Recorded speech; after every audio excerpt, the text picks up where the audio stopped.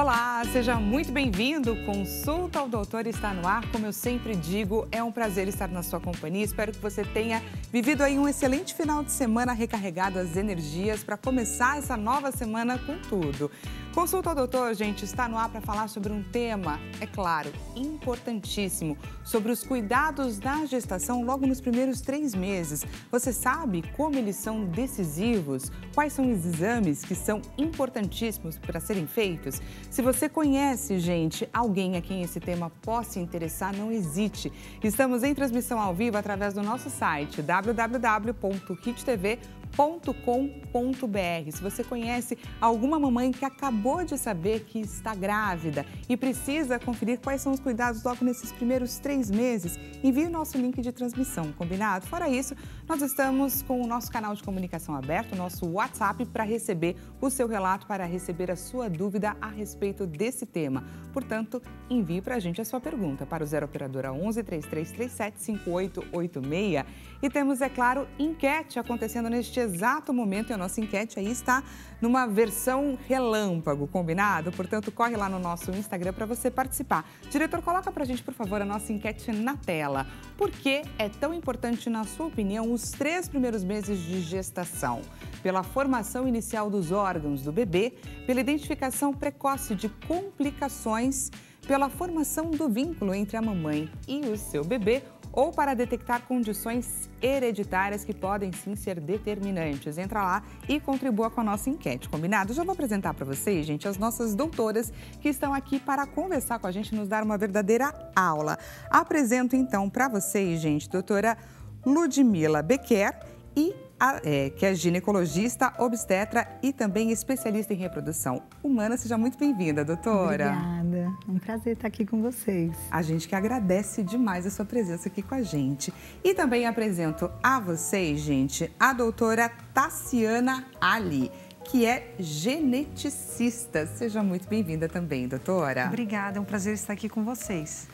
Bom, gente, vamos começar entendendo, perguntando aqui para as nossas doutoras a respeito desses primeiros 3 meses. Queria entender de vocês como mulheres e também como especialistas, cada uma na sua área. Explica para a gente, por favor, qual é a importância desses primeiros 3 meses. Estamos falando aí da formação do feto, estamos falando aí do corpo da mulher se moldando aí para ser aquela casinha por 9 meses? Sim, exatamente. Eu diria na enquete que vocês colocaram no ar agora que todas as opções são verdadeiras. É uma pegadinha. Exato. Então já estou ajudando aqui nossa audiência, viu, Boa. gente? Está tudo correto. Primeiro porque durante o primeiro trimestre, né, da gravidez é onde vai ocorrer essa embriogênese, que é a formação do embrião. As primeiras semanas até a 8ª semana é onde vai acontecer o fechamento do tubo neural, é onde podem acontecer aqueles defeitos de formação do tubo neural, como a espinha bífida, né? Questões relacionadas à própria embriogênese. Isso pode estar relacionado a questões hereditárias, como estava ali na enquete, ou também a questões congênitas, como, por exemplo, uma deficiência de ácido fólico, de metilfolato, que é uma vitamina super importante para essa formação fetal inicial. Então, eu diria que a importância do pré-natal, ela começa até bem antes do pré-natal. Entender qual é a saúde dessa mulher, preparar o corpo dela, né, suplementar as vitaminas necessárias, fazer os exames de rotina e entender se existe algum histórico importante, tanto pessoal quanto familiar, para que essa gravidez seja bem planejada, antes dela acontecer. Quando não é possível acontecer esse planejamento prévio, assim que houve o diagnóstico da gravidez, o ideal é procurar seu obstetra, começar um pré-natal precocemente, para tentar minimizar todas essas situações que podem acontecer na gestação. Perfeito. E doutora Tassiana, queria que você explicasse para a gente com relação à genética. Qual que é a importância desse acompanhamento nesse período? Eu consigo, por exemplo, mapear condições importantes? Bom, pegando o gancho do que a doutora Ludmila falou, que o pré-natal começa até antes, né? A gente tem testes genéticos que podem ser feitos antes com a finalidade de planejamento familiar. Não são testes de rotina, mas que podem ser agregados. Eles estão cada vez mais acessíveis para as pacientes, para os casais. Geralmente são indicados quando a gente tem algum histórico. Então, a gente tem acessível hoje em dia o cariótipo, que é um teste que a gente vai olhar para os cromossomos, é um teste com uma amostra de sangue, a gente vai olhar se tem alguma alteração na organização dos cromossomos que possa aumentar o risco de aneuploidias, alterações cromossômicas. A gente sabe que as alterações cromossômicas estão muito relacionadas às perdas gestacionais, às síndromes genéticas. Uma das síndromes genéticas mais conhecidas é a síndrome de Down, onde a gente tem uma cópia a mais do cromossomo número 21. Então, o cariótipo banda G é um exame que a gente faz no casal para saber se tem um risco maior do que a média populacional de ter aí a geração de um bebê com uma alteração genética, uma alteração cromossômica. E também tem um outro teste que a gente conhece como compatibilidade genética. O que é esse teste de compatibilidade genética? Esse teste também ele é um exame de sangue que a gente faz em casais para a gente saber se tem um risco maior que a média populacional de alguma alteração em um gene em comum. Tá?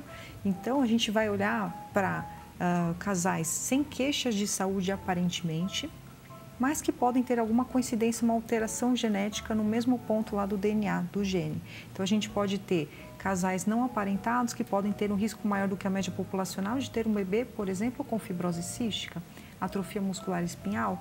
E claro que a gente tem os casais consanguíneos, os primos, que a gente tem um alto grau, né, um risco maior de alguma coincidência, então o teste também vai muito bem nessa situação. Então, pensando um pouquinho antes do pré-natal, a gente tem a possibilidade desses dois exames genéticos e durante a gravidez, numa situação de uma gestação espontânea, a gente tem como acompanhar, fazer o rastreamento dessas alterações cromossômicas, as aneuploidias, por meio do teste NIPT. Teste pré-natal não invasivo, que a gente utiliza uma amostra de sangue da mulher, da gestante, a partir de 10 semanas, para a gente detectar o DNA fetal na corrente sanguínea e dizer se tem um risco maior ou menor de algumas síndromes cromossômicas. Perfeito. Ainda voltando aqui um pouquinho para falar sobre a questão do planejamento familiar, queria que você falasse com relação ao medo de papais e mamães de transmitirem alguma doença genética para os seus filhos. É possível interferir, inclusive, neste momento, certo? Correto. A gente tem, atualmente, testes genéticos que a gente pode fazer em embriões. Mas para a gente poder fazer um teste genético em embrião, a gente precisa que o casal tenha tido uma consulta com uma médica, um médico especialista de reprodução assistida, para avaliações anatômicas, fazer exames hormonais, verificar a saúde desse casal antes do tratamento para a formação desses embriões. A partir do momento que o casal passou com o médico especialista, no laboratório de genética, a gente tem a possibilidade de avaliar em uma biópsia do embrião, em algumas células desse embrião, se tem um risco maior ou menor para determinadas questões genéticas. Entendi. Então, sim, é possível fazer uma seleção. Mas a gente precisa conhecer antes o que a gente está buscando. Então, não é um teste simplesmente que a gente recebe uma amostra do embrião no laboratório e vai fazer uma pesquisa ampla. Então, o teste ele já vai muito dirigido para o que a gente quer pesquisar. A gente tem a possibilidade de pesquisar as aneuploidias, as alterações cromossômicas, perdas e ganhos, que estão muito relacionadas aos abortamentos, perdas gestacionais de primeiro trimestre, pelo menos 50% a gente tem essas aneuploidias acontecendo, muito relacionadas, e a gente tem a possibilidade de pesquisar alguma alteração que tenha sido vista nesse painel de portador. É bastante comum hoje em dia com o comportamento feminino, né, de adiar a maternidade, começar esse planejamento reprodutivo, de ter um filho, né, e começar essas tentativas cada vez mais tarde. A incidência dessas alterações cromossômicas no feto, ela vai aumentando vertiginosamente, principalmente depois dos 40 anos. Porque a idade da mulher é um fator de risco. A idade da mulher é o principal fator de risco para aneuploidias no bebê, no feto. Isso tanto é importante para o pré-natal, né? Quando a gente começa um pré-natal com uma mulher de 35 ou 40 ou mais, são olhares diferentes que a gente vai ter até nesse rastreamento. A Tassiana comentou sobre o NIPT, ele é um exame super importante para as mulheres que engravidam espontaneamente ou através de reprodução assistida, nessas faixas etárias mais consideradas como idade reprodutiva avançada.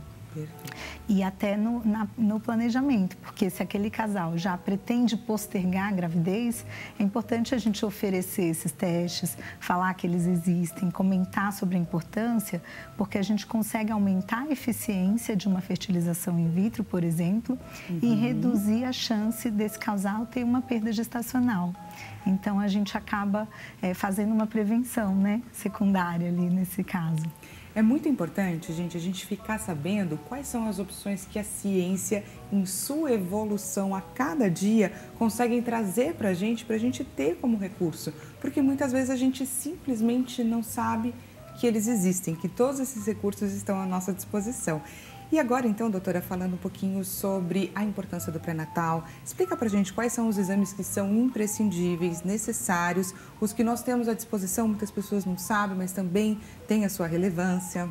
Bom, no primeiro trimestre, né, na primeira consulta de pré-natal, é fundamental que seja feito um ultrassom para acompanhar a evolução do feto, a presença do saco gestacional, do embrião, o tamanho desse embrião, se está compatível com o tempo de amenorreia, que é o tempo de gestação pela data da menstruação, avaliar se do ponto de vista anatômico essa gravidez está sendo bem formada, se não tem nenhum descolamento ovular, nenhum hematoma retrocoriônico. Se ela acontece de fato dentro do útero. Exato, se ela é tópica, né? Está dentro do endométrio, dentro do útero, porque podem existir gestações ectópicas que se formam fora do útero. Além disso, os exames de sangue. O que a gente vai ver nesses exames de sangue? Possíveis anemias, infecções, né? Como a gente fala nas sorologias, HIV, sífilis, essas doenças que a mulher pode ter e pode transmitir verticalmente para o feto.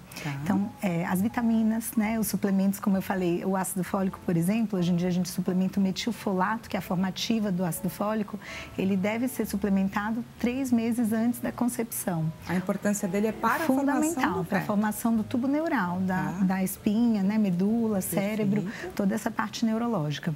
Então, são essas vitaminas que a gente também pode dosar no sangue, ajustar, prescrever esses suplementos e verificar se a gestante tem anemia ou tem alguma deficiência específica. Aparece aqui na tela pra gente, doutora, olha lá. Ultrassom. Quando é feito o primeiro ultrassom? Quando que a mamãe e o papai conseguem ouvir a primeira vez os batimentos cardíacos? Esse ultrassom aí já é mais tardio. Ele está com cara de morfológico de segundo trimestre, que é feito via abdominal, né? O primeiro ultrassom, ele é transvaginal, ele é feito entre 6 e 8 semanas, porque na 6ª semana a gente vai ver o embrião.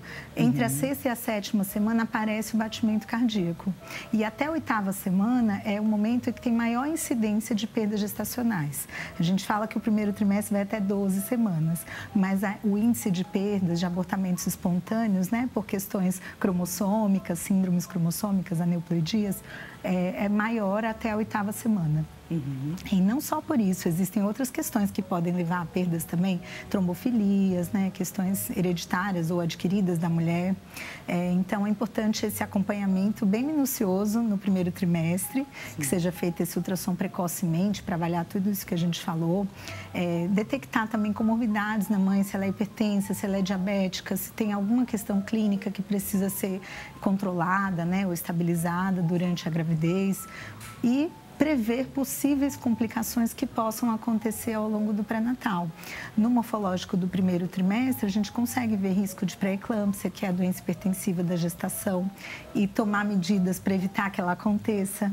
Né? Então, consegue também, através da glicemia de jejum, ver se ela já tem algum risco de diabetes e já instituir medidas, por exemplo, como dieta, exercício, controle de diabetes, né? Então, tudo isso é todo esse mapeamento é feito aí nos primeiros 3 meses de gestação. E é quando vocês já armam aí uma estratégia em prol de uma gestação saudável. E em alguma porcentagem dos casos, é importante a gente falar, porque eu acho que são mulheres que se sentem muito sozinhas, muito isoladas ou tristes, né, quando isso acontece com elas, que são as perdas gestacionais. Elas acontecem numa frequência que não é tão baixa, em torno de 10 a 25% das gestações podem evoluir para uma perda. E aí, nesses casos, é importante que a gente entenda o cenário, para saber que medidas de conduta a gente vai tomar. Se a gente, por exemplo, vai lançar mão de uma reprodução assistida, né, ou uma fertilização com biópsia desses embriões, porque um dos fatores relacionados a essas perdas é a idade da mulher. Sim. Se ela engravidou, o que levou àquela perda. Exatamente. Como eu falei, a gente engravida cada vez mais tarde, né? Então, acima dos 35, a nossa fertilidade natural cai. Nosso estoque de óvulos cai. Ao passo que a nossa chance de ter essas alterações sindrômicas aumenta. Então, isso acaba resultando num aumento de chance de perdas também. Então, em alguns cenários, a gente vai precisar pensar na reprodução assistida como uma estratégia de prevenção para uma próxima gravidez, né?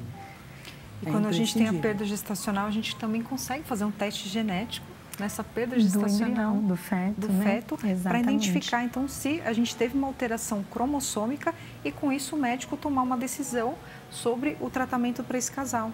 Se a perda gestacional aconteceu devido a uma aneuploidia ou não. Então, a gente tem a possibilidade atualmente de avaliar o material fetal e tem um teste novo, recém-lançado, que a partir do sangue da mulher, a gente também consegue detectar essas aneuploidias. Né? Que bacana, e você faz todo esse rastreio e consegue determinar uma linha específica para lidar com uma futura gestação dali por diante. Exatamente. Interessante. É muito maravilhoso. E aí, queria entender, então, doutora, como você identifica uma gestação de risco e quais medidas podem ser tomadas? Bom, o primeiro fator é a idade, justamente. Quando a gente fala em mulheres que engravidam depois dos 35, é considerada uma idade reprodutiva avançada, onde já existe naturalmente uma incidência maior dessas condições que eu falei, de hipertensão, diabetes e alterações sindrômicas, né, cromossômicas no feto. Então, nesses casos, a gente vai fazer um pré-natal de alto risco, que a gente chama, que é um pré-natal mais especializado, com exames mais aprofundados, né, com rastreamento mais específico e com essas medidas de prevenção associadas. Então, avaliar esse risco de pré-eclâmpsia, avaliar o risco de diabetes gestacional, que são duas doenças que aumentam com a idade também. E, independente da idade, mesmo mulheres que engravidam em idades jovens, podem acontecer complicações, né? Não só clínicas na mulher, como na própria gravidez, no feto, naquela formação embrionária. A incidência é menor, mas ela existe. Então, é importante seguir o protocolo, né, do pré-natal de alto risco. Sim. Muitas vezes a gente trabalha em conjunto com o geneticista, no caso de suspeita de alterações no morfológico, por exemplo. Porque o conhecimento genético é importantíssimo. Exato. A gente associa, por exemplo, a realização do ultrassom morfológico do primeiro trimestre, que ele vai rastrear o risco de síndromes cromossômicas, pré-eclâmpsia, com o NIPT, que é esse teste genético que a mulher faz no sangue dela. Ele detecta o DNA fetal circulante, ali na circulação materna mesmo, e com isso já aumenta a acurácia dessa detecção de síndromes. Vamos dar uma olhada, gente, no resultado da nossa enquete, que eu disse que hoje era uma enquete relâmpago. O resultado na tela. Ganhou a alternativa para a formação inicial dos órgãos do bebê. Por que é tão importante aí esse acompanhamento dos 3 primeiros meses? Gostaria das considerações finais de vocês, doutora, sobre essa enquete que mensura aí um pouquinho da nossa audiência no Instagram. Eu acho que o público está bem informado, né? Acho que a preocupação de toda mulher quando ela engravida é justamente essa. Eu vou ter um bebê normal, eu vou ter algum risco, né? Antes até do que a própria mulher, a preocupação prioritária é com o bebê. Sim. Então, uma das coisas mais importantes do primeiro trimestre é justamente essa formação embrionária, embriogênese, e é justamente passado esse primeiro trimestre, todo mundo consegue respirar mais tranquilo, pouco mais aliviado em relação a isso, com certeza. Mas, como eu falei, todas as alternativas ali são importantes também, né? Com certeza. E também, para quem respondeu, identificar condições hereditárias, que eu vi lá, acho que 9%, correto. A gente tem aí alterações que podem ter sido herdadas ou não do casal, que a gente consegue também detectar durante o pré-natal, com auxílio de testes genéticos durante a gravidez, avaliando o líquido amniótico, por exemplo, através de uma aminocentese. Com um teste especializado, a gente consegue detectar determinadas condições que podem ser hereditárias ou não. Mas a gente sabe que essas aneuploidias que a gente está falando muito aqui, muitas delas são aleatórias. Acontecem durante a própria embriogênese, a própria formação do embrião, né? Elas vêm herdadas aí de uma alteração ou do óvulo, do espermatozoide, mas a idade materna tem um impacto maior. E em alguns casos, sim, a gente pode ter uma influência do cariótipo do casal. Uma mulher, um homem com alguma alteração na organização dos cromossomos que aumentou a chance de alguma alteração genética, alguma alteração cromossômica no embrião. Isso também pode acontecer. Então, quem respondeu lá os 9%, correto também. Também está correto. Isso daí é, sim, um fator determinante que tem a sua importância, é claro, para ser descoberta ainda nesse período que é tão necessário. Gente, gostaria demais de agradecer esse bate-papo. Hoje nós tivemos um programa um pouquinho mais curtinho, mas queria convidá-las para vocês voltarem em uma outra data, porque o tema é muito importante, é muito relevante. E aproveita também, gente, para deixar os contatos das nossas doutoras, porque imagino que você tenha ficado bastante curioso ainda sobre esse assunto. Então, da doutora Ludmila Becker, que é ginecologista, obstetra e também especialista em reprodução humana, eu deixo a vocês o Instagram dela, doutora, abreviação Ludmila Becker, dessa forma aí como está escrito, e temos também o site dela, doutoraludmilabecker.com.br. E temos também os contatos da doutora Tassiana Ali, geneticista. O Instagram dela, vou até pedir ajuda para ela nos dizer como é que pronuncia. Genomics? Então eu já consegui falar. Genomicsbrasil.com.br é o site e temos também o Instagram que está escrito aí na sua tela, Genomics Brasil. Doutoras, mais uma vez, muito obrigada. Nós vamos marcar uma outra oportunidade para a gente debater sobre esse assunto que é tão importante. Eu que agradeço o convite. É um prazer estar aqui trocando informações, muito bacana. Participar do programa. Muito obrigada. E a você que me assiste, espero que você tenha gostado aqui do nosso programa. Amanhã a gente volta a se encontrar nesse mesmo horário, combinado? 16 horas. Até mais.